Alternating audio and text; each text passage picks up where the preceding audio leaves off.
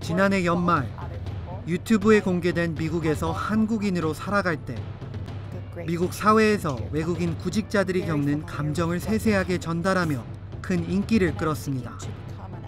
이 영상에서 한 여학생은 취업 비자를 받지 못해 걱정스러운 표정으로 이민법 변호사와 상담을 합니다. 또한 직장에서 비자 스폰서를 거부당한 한 남성은 쓸쓸히 짐을 싸서 회사를 떠납니다. 미국에서 대학을 졸업한 뒤에도 유학생들은 신분에 따른 제약 때문에 취업에 큰 어려움을 겪습니다. 설사 취업에 성공한다 해도 부당한 대우를 견디지 못하는 경우도 많습니다. 부푼 꿈을 안고 미국행 비행기에 몸을 실었던 한국 유학생들.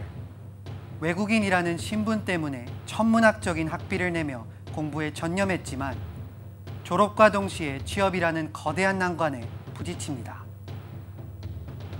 이들을 가로막고 있는 것은 다름 아닌 외국인이라는 거대한 장벽, 그리고 학교 이름만 우선시하는 한국 문화에 따라 경쟁력이 부족한 전공을 선택하는 경우도 있기 때문입니다.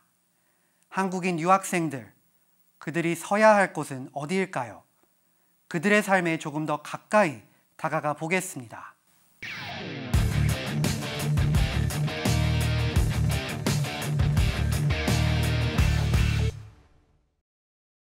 오늘 시사한타는 한국 국적자로 미국에서 공부하고 있는 유학생들의 취업난, 그리고 해결 방안은 없는지 심층적으로 알아보겠습니다. 스튜디오에 이우수 기자 나오셨습니다. 안녕하세요. 안녕하세요. 앞서 본 프로로그에서는 물론 짧았지만 좀 임팩트가 큰 것 같은데요. 어떤 작품인지 소개해 주시죠. 네, 앞서 보신 작품은 그 버즈피드 비디오라는 그런 제작사가 만든 건데요. 제목은 그 미국에서 한국인으로 살아갈 때라는 작품입니다. 이 작품은 작년 지난해 말에 공개가 됐는데 단기간에 유튜브 조회수 90만을 넘긴 것으로 유명합니다. 아무래도 한국인 유학생들이 그 처한 사실을 묘사를 했기 때문에 많은 공감대를 이끌어냈던 것으로 분석되고 있습니다. 한국인 유학생, 제 주변에도 굉장히 많은데요. 그래서 이 주제로 만든 영상이라서 그런지 저에게도 좀 느낌이 남다른데요. 그렇다면 실제와 비슷합니까? 네, 이제 아무래도 보여지기 위해서 만든 영상이다 보니까 과장된 부분이 없다고 할 수는 없습니다. 하지만 그 채용에 대한 부분들, 특히 유학생들이 겪는 부분에 대해서는 굉장히 사실적으로 묘사한 작품이라고 볼 수 있겠습니다. 여기 나오는 여주인공 같은 경우에는 지금 그 변호사, 이민법 전문이죠. 변호사를 만나서 상담을 하는데 변호사 말을 하기를 OPT 기간이 4개월밖에 남지 않았기 때문에 빨리 신분 해결에 대한 그런 걸 빨리 알아봐야 된다고 얘기를 하고요. 또 다른 남학생 역시 회사에서 신분상의 이유로 비자 스폰서를 할 수 없다는 이유로 짐을 싸서 나오는 안타까운 장면을 볼 수 있습니다. 이제 여기서 주제가 되고 있는 것이 바로 그 OPT라는 그런 제도인데요.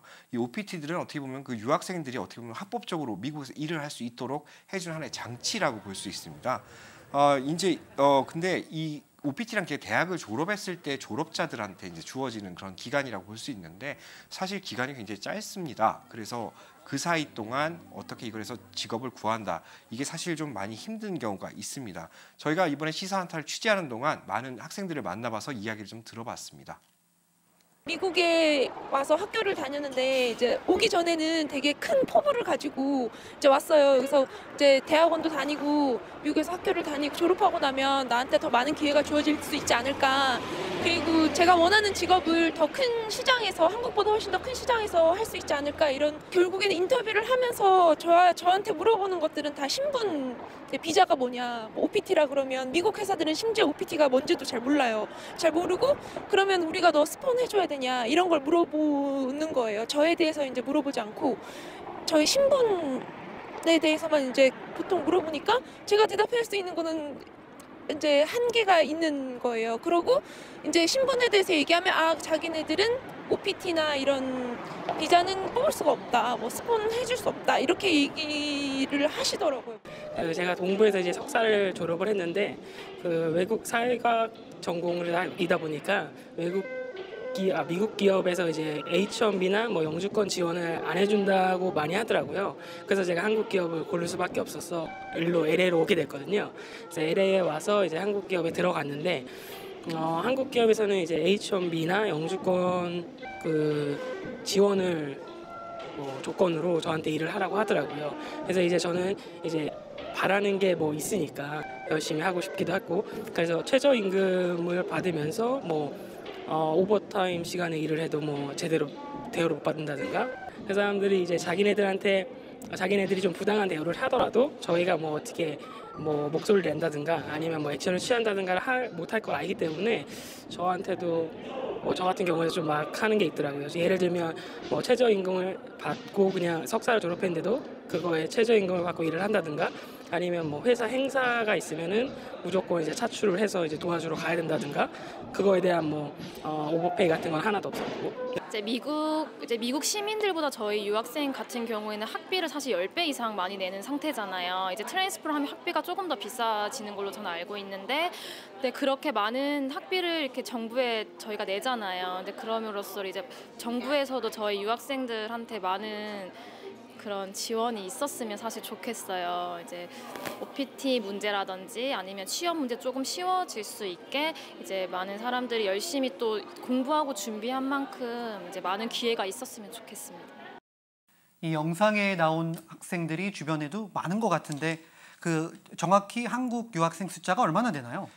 미국에 있는 한국 유학생 같은 경우에는 사실 중국과 인도에 이어서 세 번째 많은 비중을 차지하고 있습니다. 지난해 조사 발표된 자료에 따르면 미국에 있는 외국인 유학생은 총 107만 8,022명, 이 중 한국인 유학생은 5만 8,663명에 달합니다. 생각보다 많은 비중을 차지하고 있군요.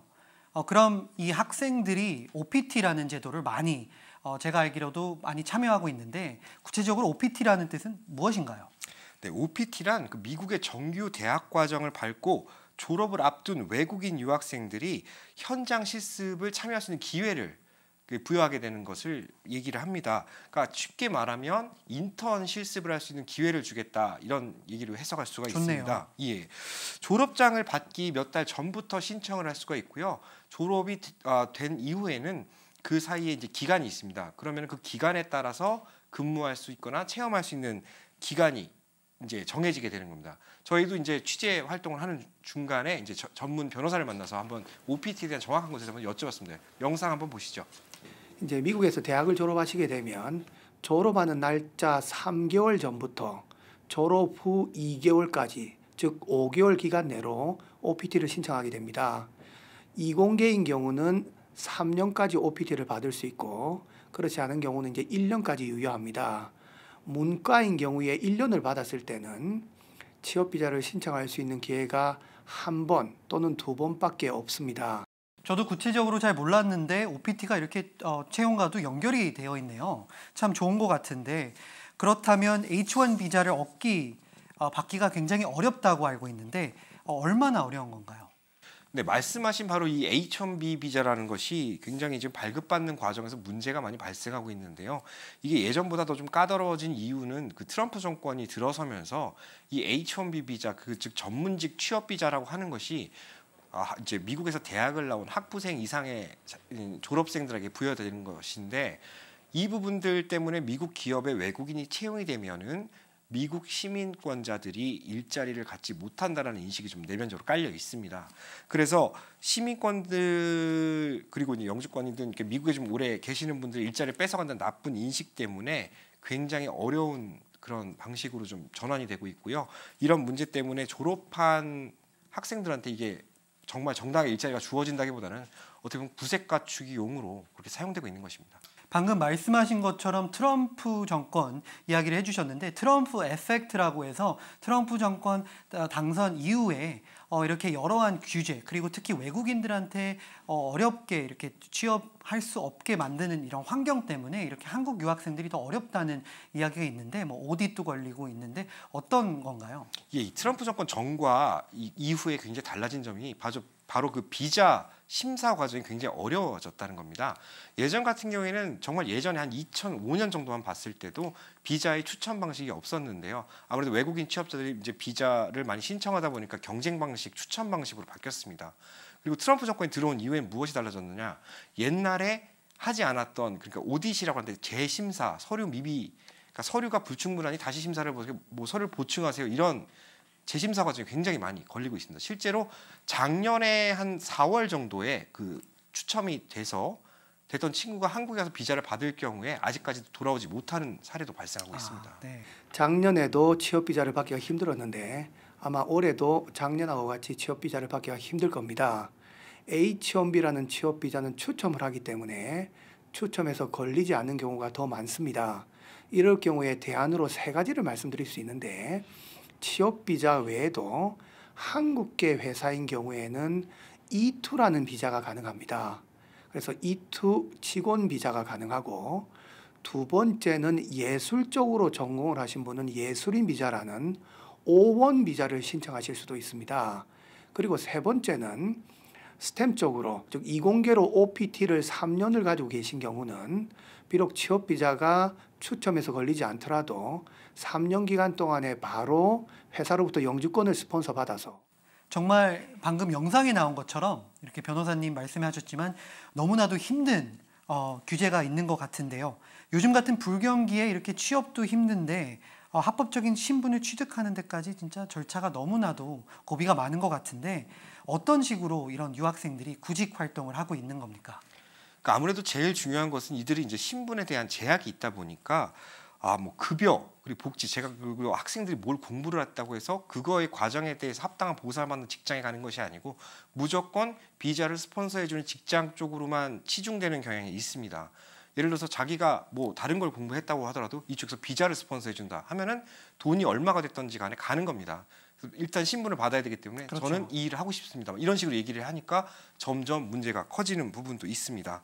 그렇게 되면 이제 어떤 일이 생기냐면은 기업 측에서는 봤을 때 학생들이 오지 않습니까? 그럼 온 학생들이 합당한 급여를 주지 않아도 열심히 일을 합니다. 기업들이 이걸 악용하는 사례까지 발생하고 있습니다. 그렇죠. 사실 연봉이나 이런 걸 비교해 보면 너무 비교가 많이 되게 말도 안 되게 이제 좀 최저임금 정도로 받으면서 이제 일을 할 수밖에 없는 환경이더라고요. 그래서 집값도 LA는 특히 집값 되게 비싸잖아요. 비싼데 월급으로 집값을 내고 나면 생활을 할 수 있는 이 금액이 얼마가 남지가 않아서 제가 이제 한인 기업에서 OPT로 이제 근무를 하고 있었는데 저한테 영주권 오퍼를 하더라고요. 그래서 저는 영주권을 받으니까 좋아서 이제 받아야겠다 이런 생각으로 얘기를 했는데, 그쪽에서는 영주권 오퍼를 하면서 여러 가지 조건을 내세우더라고요. 들어보니까 첫 번째 조건은 이제 기간을 얘기하더라고요. 최소 10년은 일해야 이제 회사에서 저한테 영주권을 줄 때 뭐 이득이 있다 뭐 이런 식으로 얘기해서 일단 10년 정도 일을 하라고 저한테 요구를 했고, 근데 이제 그것도 어이가 없었지만 그거를 받아들인다고 쳐도 저한테 이제 어이없는 두 번째 조건은 뭐냐면 저한테 이제 적정임금 차액에 대한 요구를 하더라고요. 이게 제가 아까 말씀드렸다시피 최저임금을 받고 일을 하니까 제 그 석사 전공자가 받아야 되는 적정임금을 못 받는 거예요. 그래서 그 차액에 대한 돈을 제가 이제 회사에 먼저 맡겨놓으면 그게 한 달에 한 2,500불 정도 되더라고요. 그러니까 이제 뭐 10년 정도 하면은 10만 이상 엄청난 돈이 되는 거죠. 그래서 그 돈을 맡겨놓고 저한테 이제 다달이 타가라 이런 식으로 얘기를 하더라고요. 근데 그게 이제 말이 쉽지 말이 안 되잖아요.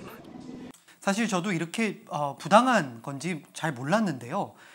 이렇게 비자가 어렵다 보니 이런 악덕 기업들이 생기네요. 제 여동생도 물론 신분은 유학생은 아니지만 로스앤젤레스에서 한국 대기업에 취업해서 이렇게 커리어를 스타트를 시작했는데, 이런 것처럼 한국 유학생들도 조금 더 쉽게 한국 대기업에 취업할 수 있지 않나요? 이렇게 로스앤젤레스 지역만 해도요. 네, 그러니까 말씀하신 부분 같은 경우는 이제 미국에 있는 한국의 대기업이라고 저희가 얘기를 할 수가 있겠지요. 그렇죠. 저희가 그냥 생각하기에는 우리가 흔히 알고 있는 그 삼성과 그다음에 LG 그리고 현대나 기아 같은 대기업들, 그리고 또 CJ도 있고 굉장히 혜태도 있고 굉장히 많이 나와 있지 않습니까? 그렇죠.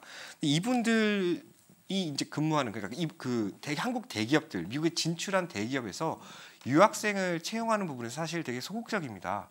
왜냐하면 이 분야에서 가장 걸림돌이 되고 있는 게 한국의 대기업이다 보니까 한국에서 여기로 파견 나오신 주재원들이 있는데요.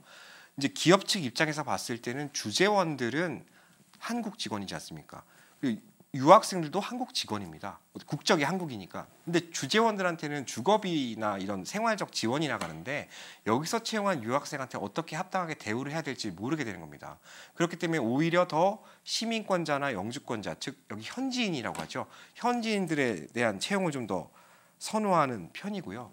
또 유학생들보다는 현지인들이 더 필요한 것이 아무래도 이분들이 나와서 이쪽에서 이제 전두지휘를 하지만은 언어적인 부분도 있겠네요. 그렇죠. 언어적인 부분에서 바로 이제 미국에서 자란 아이들이 조금 더 현지 시장 개척에 유리하기 때문에 이분들은 이제 주재원들은 여기를 이제 코디를 하시고 이제 여기서 채용된 직원들이 현지 시장 개척에 나가는 보통 그런 구조로 되어 있더라고요.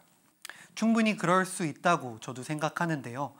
그럼 이렇게 취업이 힘든데 신분 말고도 다른 장벽들이 있나요?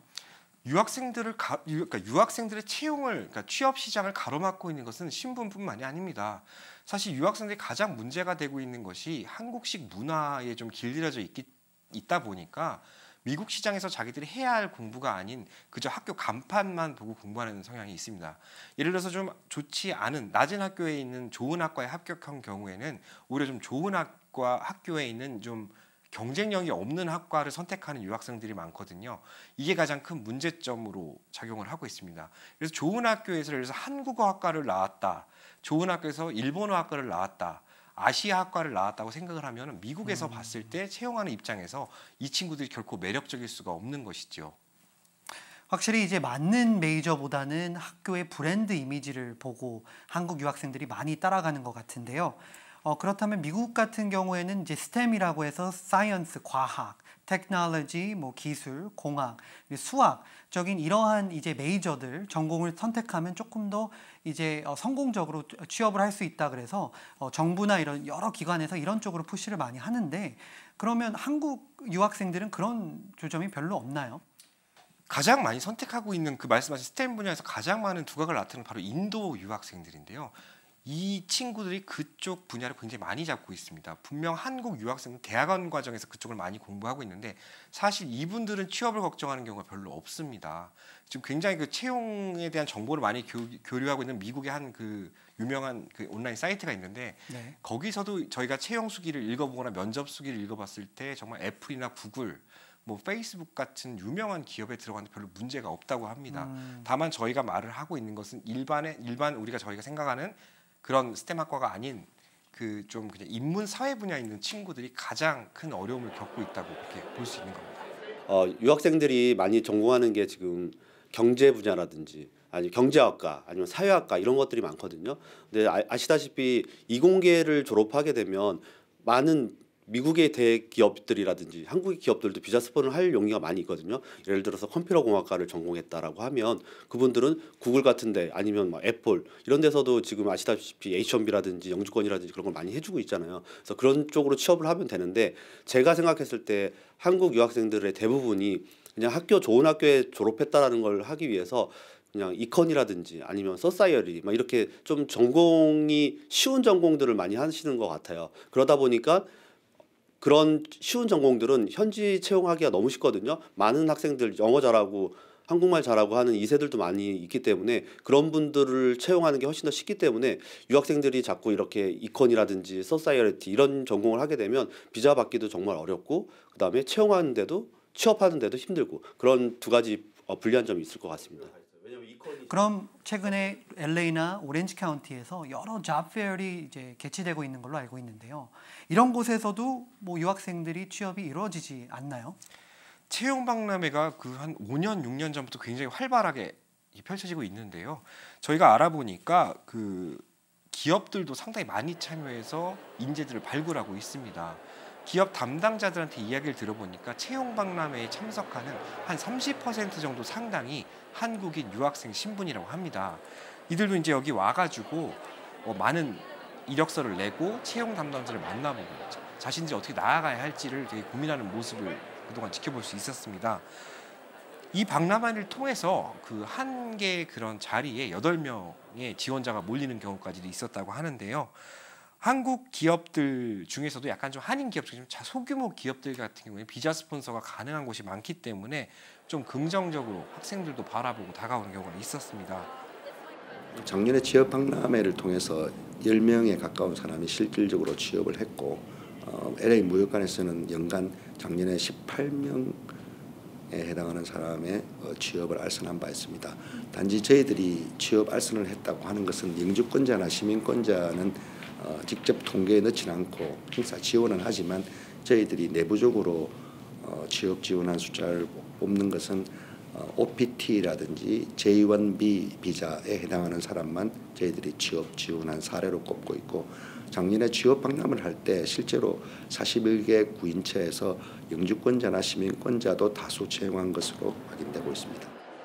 정말 치열하고 한국 유학생들이 취업할 루트가 굉장히 적다고 보고 있는데요. 그럼 한국 취업 시장의 경우는 어떻습니까? 그리고 여기서 졸업한 이후로 한국에 가서 도전하는 친구들이 굉장히 많다고 들었거든요. 한국 구직의 경우 여기에서 진행하는 것보다 더욱 끔찍할 수 있다는 것이 채용 전문가들의 말입니다. 문제는 그 한국 대기업들의 인사 쪽 분야에서는 미국의 고등학교 이전에 와서 공부를 해서 꾸준히 이제 학업을 이제 한 친구와 대학교 때 미국으로 와서 공부를 한 친구랑 굉장히 극명하게 구분을 두고 있습니다. 물론 대학원과 학부와도 구분을 되고 있고요. 근데 이 한국 기업 같은 경우에는 미국에서 명문대학교를 나온 학부를 나온 친구들보다는 차라리 한국에서 뭐 저희 인서울이라고 이렇게 표현을 하는데요. 한국 서울에서 수도권 교육을 받은 친구들 더욱 선호하는 경우가 있다고 합니다. 그 이유는 대기업에서 봤을 때 미국에 좀 나이가 있어서 온 친구들 같은 게 약간 그 한국에서 도피성 유학을 왔다 아니면 신분적 세탁을 하러 왔다라고 보는 경우가 있기 때문이라고 하거든요. 단 대학원을 여기서 졸업했을 경우, 그러니까 한국에서 대학교 학부를 졸업을 하고 대학원을 이쪽에서 졸업을 했을 경우 약간 다르게 본다고 합니다. 오히려 그런 학생들이 미국 와서 조금 더 쉽게 대학을 졸업해서 한국에서 좋은 기업을 취업하려고 한 그런 플랜을 가지고 왔을 경우에 오히려 실패하는 경우도 많을 것 같은데요. 방금 말씀하신 것처럼. 예, 좀 안타깝게도 이제 학생들이 생각했던 것들보다는 좀 한국 채용 시장이 막혀 있기 때문에 거기에 대해서 좀 안타까운 마음들이 많습니다. 이렇게 하면 차라리 그냥 이 스펙으로 그냥 한국 가서 이제 다시 취업을 할까 그런 고민도 사실 많이 하죠. 주변 친구들도 여기서 이제 오래 학교 다녔던 친구들 막 명문대 나오고 5, 6년 살고 이런 애들도 신분 때문에 되게 똑똑하고 공부도 잘하고 이랬던 친구들인데 한국인들 같은 경우는 신분 때문에 취업이 되게 힘들다고 하더라고요. 그래서 한국으로 간 애들도 실제로 많고. 그리고 이러한 유학생들이 미국에서 취업을 하고 싶은데 뭐 비자나 여러 가지 문제 때문에 비자 스테이가 안 돼서 뭐 대학원을 가든지 아니면 이렇게 특히 코리아타운에서 볼 수 있는 학원 아니면 익스텐션 프로그램들을 듣는 케이스도 굉장히 많은데요. 이런 경우가 참 안타깝다고 볼 수가 있는데요. 이분들은 이제 어떻게 좀 나쁘게 얘기하면 우리가 저희가 흔히 말하는 미국병에 걸렸다고 저희가 표현을 합니다. 어떤 경우냐면 졸업을 하고 채용을 해야 되는데 뭐 채용에 대한 생각보다는 그냥 무조건 미국에 더 있고 싶기 때문에 뭐 한인타운에 있는 뭐 I2N이라고 해서 저희가 학교를 다닐 수 있는 허가증을 발급해주는 학교에서 좀 걸어놓고서 생활을 이어가거나 아니면 본인이 원치도 않고 뭐 교수님이 될 생각도 없지만 대학원에 진학을 해서 또 공부를 한다고 하거나 이런 식으로 약간 미국 쪽에 사는 거에 집착하는 것이지 한국 그리고 뭐 한국에 돌아가지 않고 그런 분야에 집착하는 거지 절대 이렇게 채용 쪽에 신경을 쓰는 그런 쪽 학생들은 아니다. 저희가 그렇게 생각할 수 있겠습니다. 한국 유학생들이 비싼 등록금을 내고 거주하면서 쓰는 돈도 굉장히 많은데 그거에 비해 뭐 취업문이 굉장히 좁은 것 같은데요. 그렇다면 앞으로 한국 유학생들의 전망을 봤을 때 어떤가요?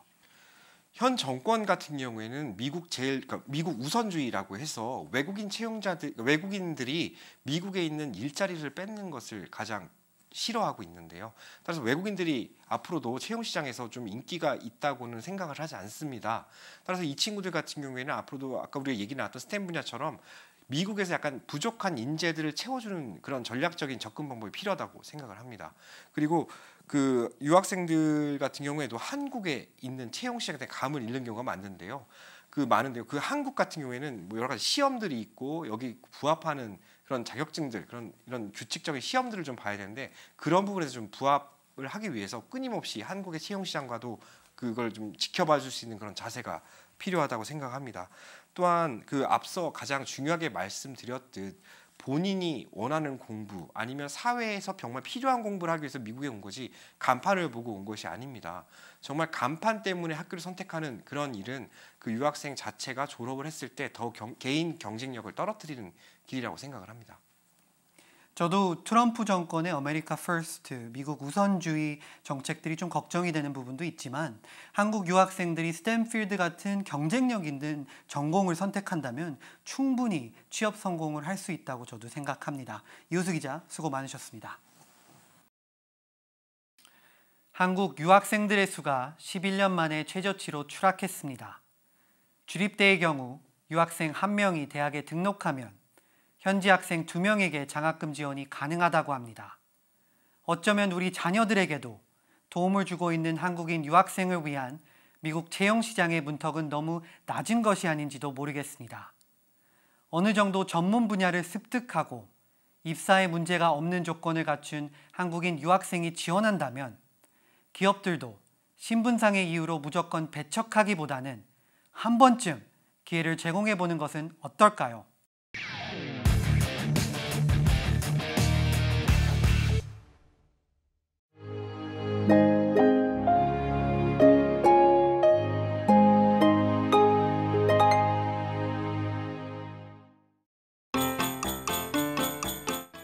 날이 갈수록 떨어질 줄 모르는 아파트 렌트 가격. 현재 LA 카운티 평균 렌트비는 원베드에 $1,965. 지난해에 비해 4% 올랐습니다. 그렇다면 26년 전 LA 한인타운의 렌트비는 어땠을까요? 1992년으로 가보겠습니다.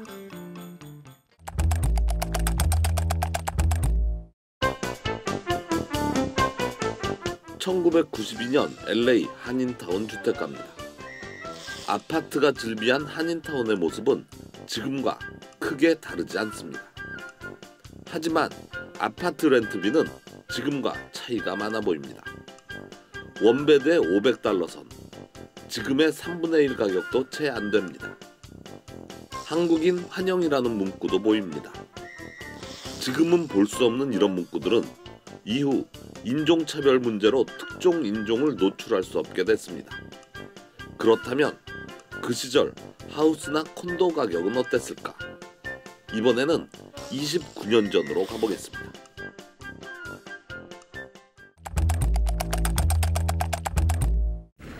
한동안 제자리 걸음을 하던 콘도미니엄의 인기가 서서히 되살아나면서 가격도 큰 폭으로 오르고 거래 또한 활발해지고 있습니다. 80년대 말 시작된 콘도나 타운하우스의 활발한 거래는 지금까지 이어져 오고 있습니다. 88년에 비해서 89년도에는 콘도미니엄의 거래가 15.4%가 늘어난 캘리포니아주의 중간 가격도 $14만 선으로 가격 또한 크게 올랐습니다. 하우스를 선호하던 시절 한인들의 주택 구입 성향이 바뀌는 걸 느낄 수 있습니다.